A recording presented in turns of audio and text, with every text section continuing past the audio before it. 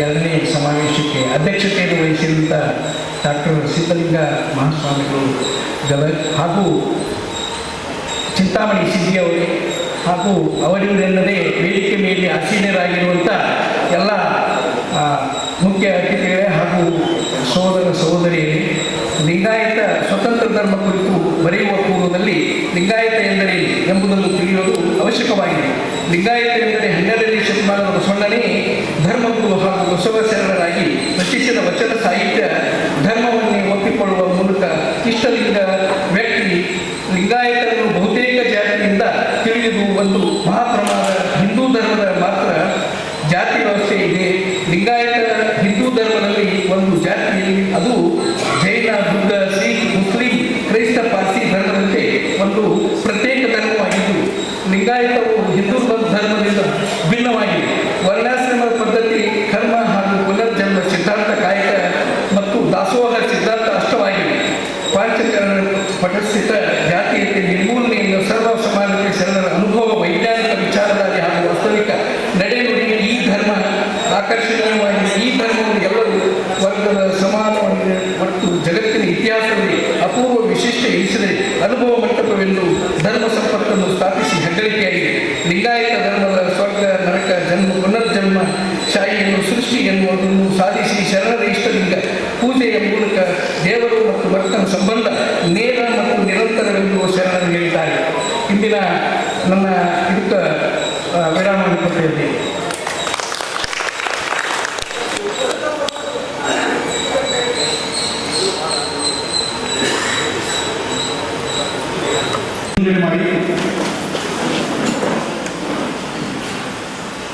ಒಬ್ಬ ಲಿಂಗಾಯತನಾಗಿ ನಾನು ನನ್ನ ಧರ್ಮಕ್ಕೆ ವಿಧೇಯನಾಗಿರುತ್ತೇನೆ.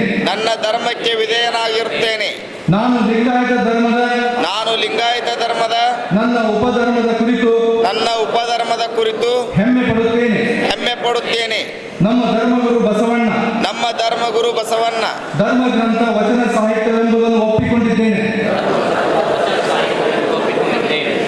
ಅಷ್ಟಾಚಾರ ಪಂಚಾಚಾರ ಷಡಸ್ಥಲಗಳು ನಮ್ಮ ಧರ್ಮ ಸಿದ್ಧಾಂತಗಳಾಗಿದ್ದು ಅವನ್ನು ಶ್ರದ್ಧೆಯಿಂದ ಪಾಲಿಸುತ್ತೇನೆ. ನಮ್ಮ ಧರ್ಮ ತತ್ವದಂತೆ ಸತ್ಯ ಶುದ್ಧ ಕಾಯಕ ಮಾಡುತ್ತೇನೆ ಹಾಗೂ ನನ್ನ ಕೈಲಾದಷ್ಟು ದಾಸೋಹ ಸೇವೆ ಮಾಡುತ್ತೇನೆ. ನಾನು ಕಲ್ಯಾಣ ಕ್ರಾಂತಿ ಹತ್ತಿಕ್ಕಿ ಶರಣರ ಕಗ್ಗೋಲೆ ಮಾಡಿ ವಚನ ಕಟ್ಟುಗಳನ್ನು ಸುಟ್ಟವರ ಸೈದ್ಧಾಂತಿಕ ಸಂಘಟನೆಗಳೊಂದಿಗೆ ಗುರುತಿಸಿಕೊಳ್ಳುವುದಿಲ್ಲ. ನಾನು ಭಾರತ ದೇಶದ ಬಹುತ್ವ, ಸಂವಿಧಾನ, ಜಾತ್ಯತೀತತೆ, ಸೌಹಾರ್ದತೆಗಳ ವಿರೋಧಿಗಳೊಂದಿಗೆ ಕೈ ಜೋಡಿಸದೆ ಭಾರತದ ಸಮಗ್ರತೆಗೆ ಬದ್ಧನಾಗಿದ್ದೇನೆ. ನನ್ನ ಧರ್ಮ ತತ್ವಗಳಾದ ಸಮಾನತೆ, ಸಹಬಾಳ್ವೆ,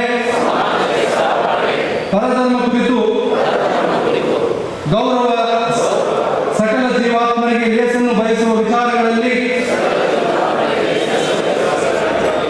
ನಂಬಿಕೆ ಇಡುತ್ತೇನೆ. ಪರಧನ, ಪರಸತಿ, ಪರದೈವಗಳನ್ನು ನಾನು ಕಣ್ಣೆತ್ತಿ ನೋಡುವುದಿಲ್ಲ. ಈ ಮಣ್ಣಿನ ಅಸ್ಮಿತೆ ರಕ್ಷಿಸಲು ಹುಟ್ಟಿದ ಲಿಂಗಾಯತ ಧರ್ಮವು ಒಂದು ರಾಷ್ಟ್ರೀಯವಾದಿ ಧರ್ಮವೆಂದು ನಾನು ನಂಬುತ್ತೇನೆ. ನನ್ನ ಧರ್ಮಕ್ಕೆ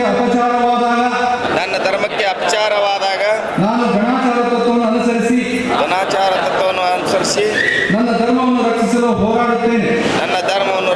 ಹೋರಾಡುತ್ತೇನೆ. ಧನ್ಯವಾದ. ಈಗ ಕಾರ್ಯಕ್ರಮದ ಮುಂದಿನ ಘಟ್ಟ, ಅಂತಿಮ ಘಟ್ಟ.